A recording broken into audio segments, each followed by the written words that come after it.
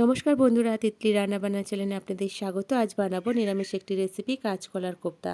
এর জন্য আমি প্রথমে একটা মশলা বানিয়ে নেব।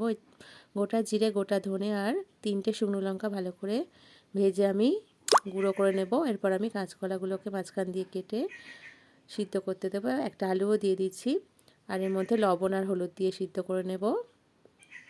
কাঁচকলাগুলো সিদ্ধ হয়ে গেছে, আমি এবার নামিয়ে নেব, নিয়ে খোসাগুলো ছাড়িয়ে নেব।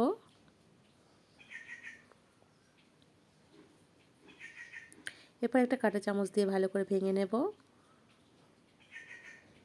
এরপর ওর মধ্যে স্বাদ মতো লবণ, হলুদ গুঁড়ো, ভেজে রাখা মশলাটা, একটু গরম মশলা আর 2 চামচ বেসন দিয়ে ভালো করে মাখিয়ে নেব। দেখুন মাখা হয়ে গেছে। এবার হাতে আমি একটু তেল দিয়ে নিলাম, মাখিয়ে নিলাম, নিয়ে এবার কোপ্তাগুলো বানিয়ে নেব। এইভাবে গোল গোল করে করেছি। আপনাদের পছন্দ মতো শেপ দিয়ে দেবেন। দেখুন এইভাবে আমি সমস্ত কোপ্তাগুলো বানিয়ে নিলাম। এরপর আমি আগে থেকে তেল গরম করতে বসিয়ে দিয়েছিলাম। একটা একটা করে কোপ্তাগুলো দিয়ে আমি ভালো করে ভেজে নেব। একটা সাইড হয়ে গেছে, আমি এবার উল্টে দেব। লাল লাল করে ভাজতে হবে।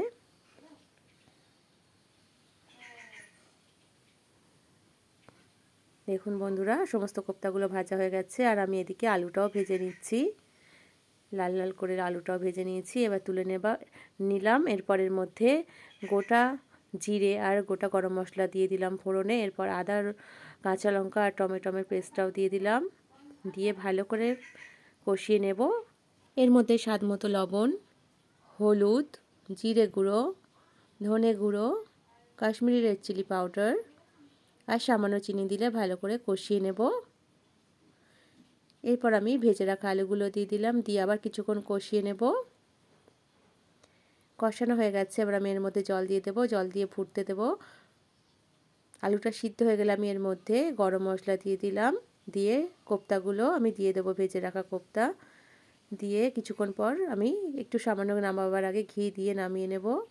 দেখুন তৈরি হয়ে গেছে কাঁচকলার কোপ্তা। আশা করি খুবই ভালো লাগবে। ধন্যবাদ।